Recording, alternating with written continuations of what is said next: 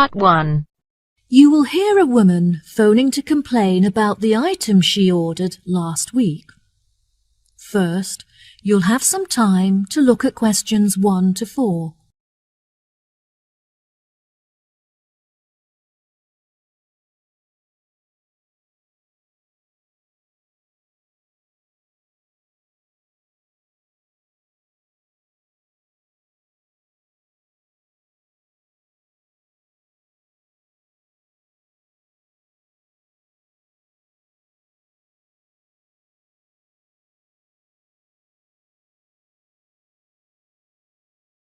Listen carefully and answer questions 1 to 4. Hello, you are through to the Complaints Department at Clifton Antiques. Before we begin, I'll just need to take a few details from you. Is that okay? Yes, of course, no problem. Okay, can I please have your full name? My name is Anna Lumley. That's Anna, L-U-M-L-E-Y. Right, and could you give me a contact number which we can use to reach you during the week? My mobile phone number is 077876345. Okay, great. How can I help you today, Anna? I ordered a large number of items from you last week on the 20th of February and was expecting them to be delivered on the 27th. However, only half of the shipment has arrived. I just want to make sure that they haven't been lost in transit. Right, okay. I'm sorry for the inconvenience. Let me track the parcel and see if I can find out when you should expect to receive the rest of your items. What did you list as the delivery address? I arranged for the parcel to be delivered from your warehouse on Ardell Road to my work address at 235 Ackendale Road. What was it, sorry? 235 Ackendale Road. A-K-E-N-D-A-L-E.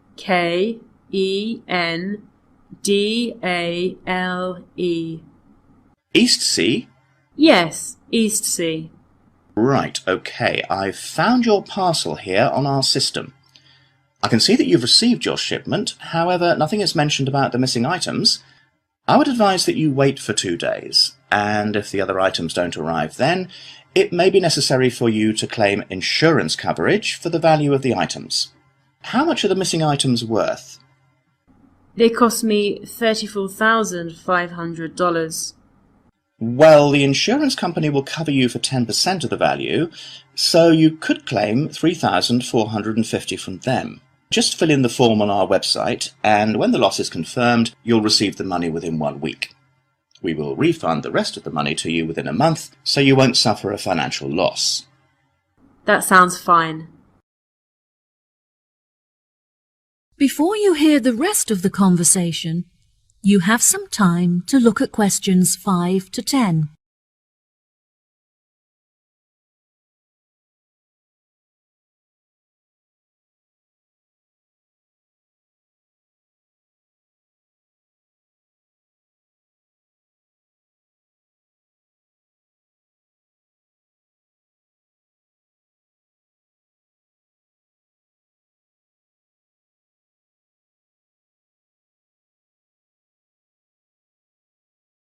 Now listen and answer questions 5 to 10.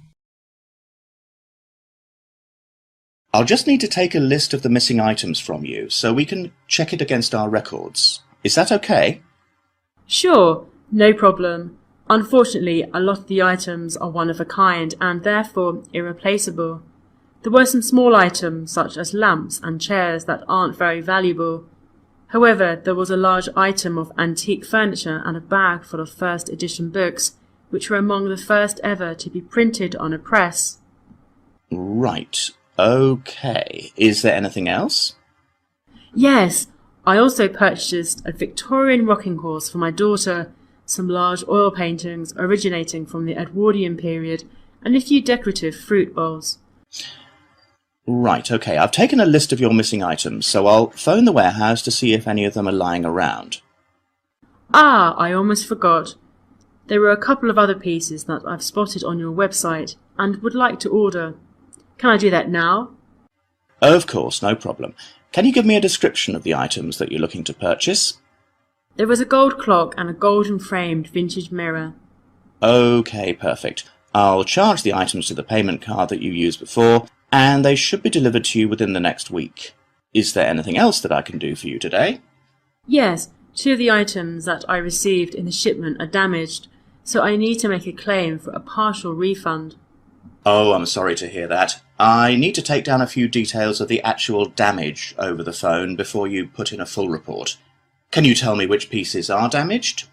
A drawer is missing from the antique mahogany desk, and there was also a dent on one of the corners, so it's unusable. I see. Any idea of the price of repairing it? No, well, I don't think it can be repaired. I will need a new one. Okay, I'll make a note of that and we'll see what we can do.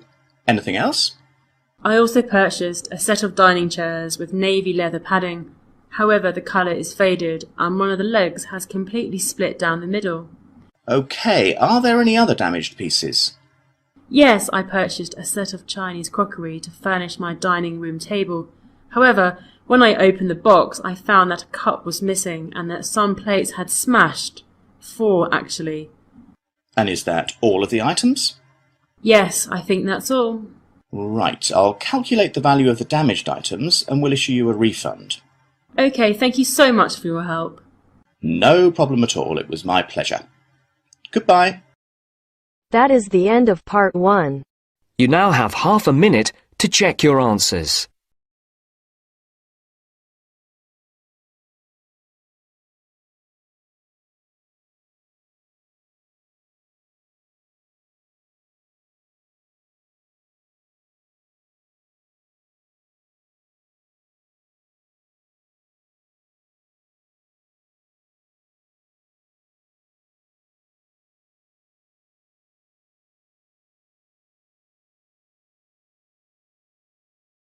Now turns to part 2.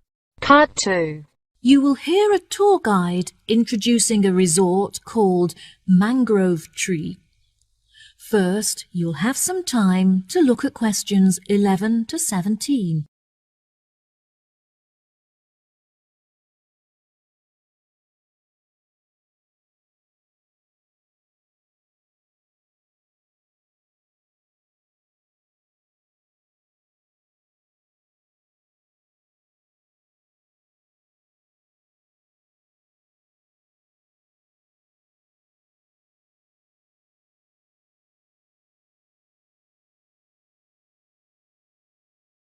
Now listen carefully and answer questions 11 to 17.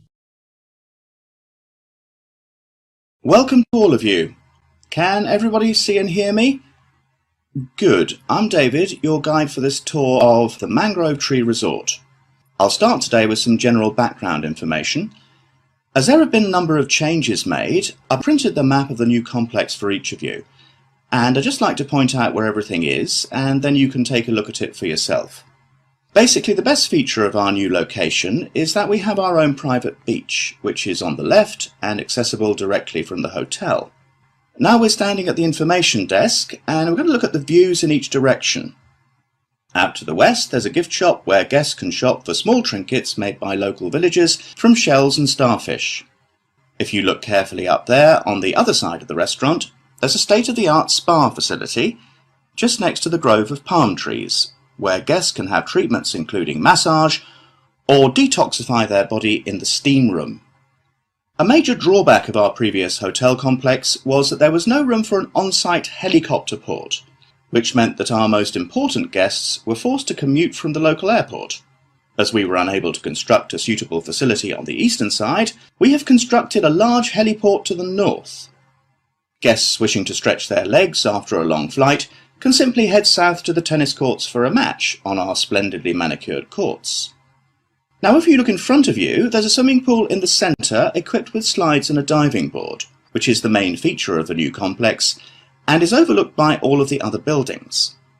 We have decided to maintain the family-friendly status of our original hotel. However, from guest service, we have come to realise that parents also enjoy time to relax without having to look after their children. Therefore, we have constructed a fun play centre where parents can leave their children with a trained childminder and take some time for themselves. This facility is located just to the north of the swimming pool and is covered with a small canopy to protect the children from the sun. Many of our working guests will require access to a quiet space for work. If you direct them just south of the swimming pool, they will discover our conference centre, which comes complete with meeting rooms, offices and Wi-Fi access. In order to access the Wi-Fi network, they should simply report to the information desk, where an assistant will provide them with a personal password. This desk is situated just between the conference centre and the beach.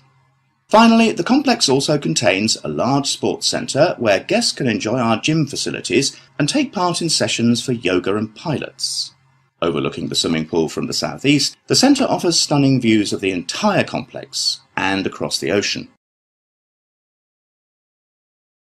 Before you hear the rest of the talk, you have some time to look at questions 18 to 20.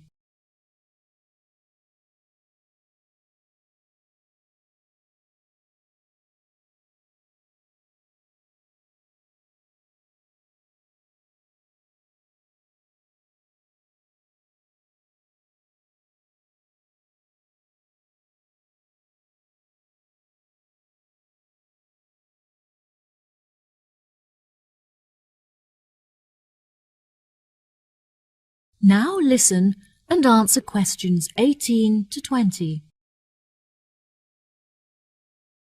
Next, I would like to discuss our new restaurant, which is run by the award-winning chef Alberto Brava. Every week he will offer a new menu of fresh seafood, such as crab and sea bass, which has been caught that day by local fishermen. The daily menu will include a range of organic meats and vegetables freshly grilled on the barbecue, served with a selection of specially prepared sauces and spices. There is no menu specifically for vegetarians. However, there will be a large range of grilled vegetables for them to choose. The hotel now has a selection of sweets to cater to our more discerning guests and provide for special occasions. As these sweets are finely decorated with furniture and paintings, they are not suitable for families with children. Our Tiki sweet is the finest of them all. It is slightly too ornate for business people, but would be perfect for couples on their honeymoon who may even have been married in the hotel. Finally, I would like to share some exciting news. Our hotel has won awards in the past for its fantastic service. However, we have just won the prestigious Green Award for our efforts in reducing our carbon footprint. The award will be proudly displayed in the restaurant facility, where it can be admired by our guests and staff alike. Well, here we are back at our starting point, the information desk. That is the end of part 2. You now have half a minute to check your answers.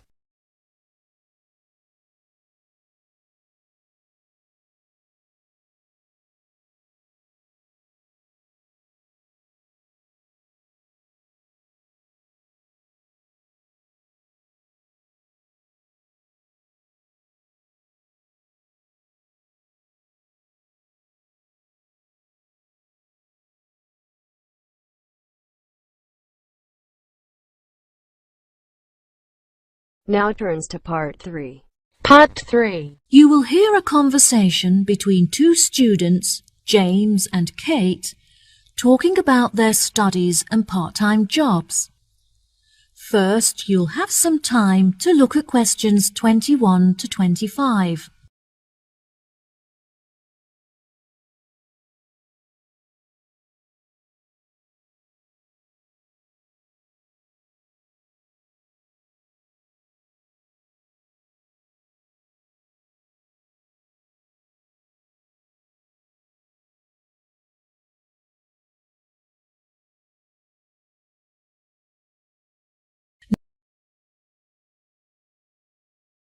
Now, listen carefully and answer questions 21 to 25.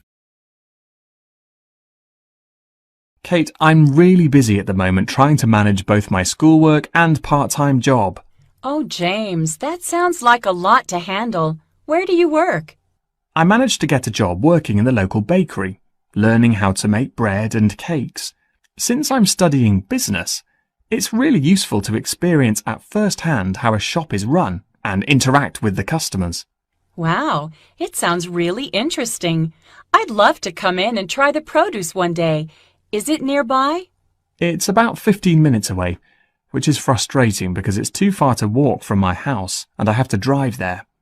Despite the commute, My tutor recommended it to me as it's renowned in certain circles for being a very well-run and successful business. Is it a part of the Kingfisher Baker's chain? No, it's an independent family-run store, which is good because they're really supportive and eager to help me with the information I need. How do you find the theoretical aspect of the schoolwork? I find the practical work far more interesting, but my tutors are really enthusiastic and I get on well with my classmates, which makes the lessons a lot more enjoyable. Also, I recently found out that I can complete the theoretical aspects of the course within 1 year because of the practical experience I'm getting. Wow, that's great. I know, I was so relieved. I find the theory pretty hard to understand, so I was really worried about taking it for another year. Do you get assessed every term or just once at the end of each academic year? No, there's an assessment every term, which is great because it really takes the pressure off. In the first term, it's really relaxed. You conduct your own experiments on your topic of choice, and then everyone in your class assesses each other as a practical exercise. It's just a shame that practical experience doesn't count towards the grades. Yes, that's true. Anyway, enough about me. What are you studying? Oh, I'm not sure what I want to study yet, but I've been making enquiries about the English language course. Do you know what career path you're interested in following? Since Spanish is my first language, I thought that studying English would be really beneficial if I decided to apply for a job in England. I really enjoy art, and I'm very creative, but I don't think that becoming an artist is a very practical choice. I was thinking of using my passion for art in a different way, like working as a curator in an art exhibition, for example. Wow, that sounds really interesting. I think you'd be good at that. The problem is that the course is very expensive, as you have to buy materials yourself, and they don't offer any scholarships to cover expenses. I need to order a catalog of the courses on offer so I can see if there are any other modules that might perhaps be cheaper to study. Luckily, the courses don't start until September, so at least you have plenty of time to get organized. I can't believe I have to wait until September. I'm already so excited about starting. Before you hear the rest of the conversation, you have some time to look at questions 26 to 30.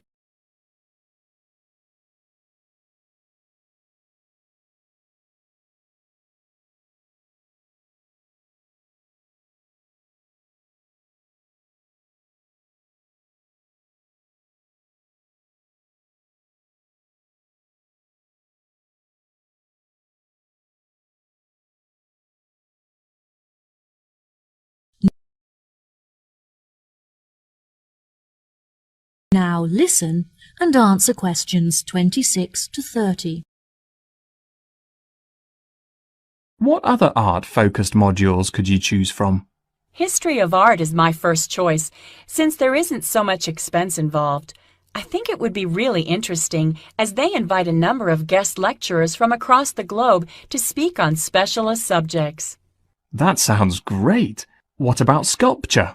Well, sculpture looked like a really suitable option at first, since it's the easiest course.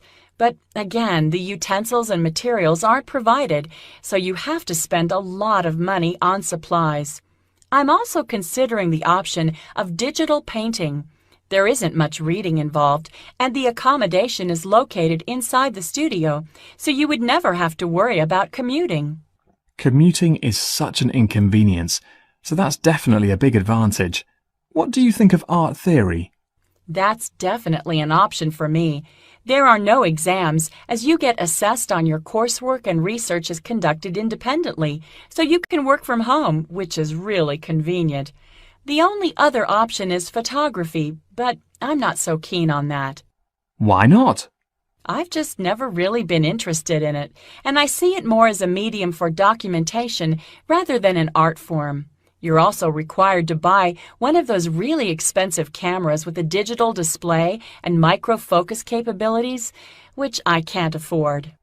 Well, let me know what course you decide on. I will. Thanks for talking it over with me. No problem. See you later. The end of part 3. You now have half a minute to check your answers.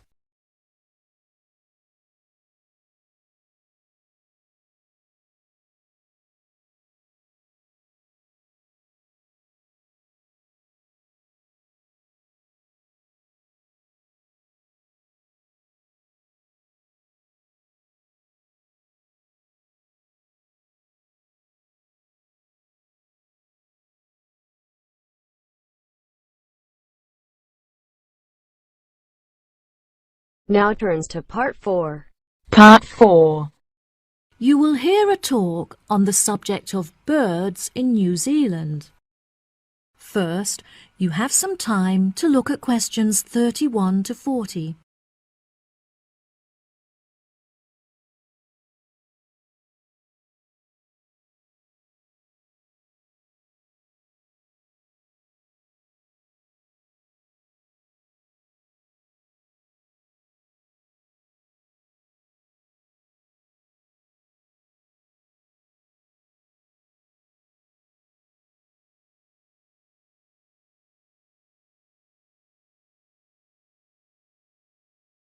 Now, listen carefully and answer questions 31 to 40. Good morning, everyone. Today we're going to look at birds native to New Zealand, delving into the facts and exploring methods of protecting these species from extinction. It may surprise you to hear that there are thousands of bird species that are endemic to New Zealand. That is to say, that they are not found anywhere else on the globe. Since most of these birds live on a diet of freshly caught fish, they often nest along the coastline, or if they need to catch freshwater fish, the neighbouring river. Once they have mated, the female birds will collect twigs and pieces of debris to build nests where she can safely hatch her eggs out of the reach of predators. When humans arrived in New Zealand about 700 years ago, rats were carried on the ships with them. The rats flourished in the warm climate and put pressure on the native bird populations, in particular on the flightless species. In 1984, researchers found that only 3 pairs of flightless bird species remained in existence, and that even these faced severe threats. New Zealand is now a world leader in facilitating the recovery of severely endangered species from the brink of extinction. Every year, researchers carry out surveys in order to monitor the fluctuating levels of bird numbers and species living in New Zealand. Due to the migration patterns of many of the species, it is particularly hard to estimate the bird numbers accurately, since many may have flown to other countries in search of mates and warmer climates, and thus not appear in the survey. Bird numbers are also particularly sensitive to environmental influences, in particular to those related to human activity. Everyday activities, such as farming or constructing a home, can have a massive impact on the local populations. Forests that serve as a habitat for thousands of birds can be entirely eradicated to make fields for crops or to provide wood for construction, having a disastrous impact. It is not only the human influence that threatens the future of many bird species, since many predatory animal species have flourished in New Zealand. One of these species is the mantane snake, which was introduced from Australia and has decimated the population of killdeer birds. These birds nest on the ground and often return to find that their eggs have been devoured by the egg-eating snakes. One cannot dismiss, of course, the pressure that nature itself imposes on the survival of many bird species. Natural disasters, such as storms, can be devastating, tearing apart forests and leaving thousands of destroyed nests in their wake. Monsoons flood the rivers and often drown many of the flightless bird species that are unable to escape. Unfortunately, the greatest threat to bird numbers in New Zealand is illegal hunting, which is almost impossible to prevent. Many endangered bird species are on display at the National Zoo, and it is essential that urgent measures are taken to protect them. The zoo recently employed an expert in bird protection, who recommended that they should employ a guard to protect their birds from poachers. The expert also pointed out that the birds can become very stressed in situations where the public are able to approach them too closely, suggesting that the administration install a fence network to keep the public a safe distance away from the birds. Despite this threat to birds in captivity, it is the freely roaming birds that are most at risk. Efforts are being made to educate people on how they can contribute towards protecting birds that are living in the wild. Finally, research has shown that one of the most effective methods of informing the public on the importance of protecting the bird populations is through the media. I advise you all to read the articles written on this topic in specialist journals, and also carry out research on the internet. Each and every one of you could make an enormous contribution to the protection of birds if you put your mind to it. That is the end of part 4. You now have half a minute to check your answers.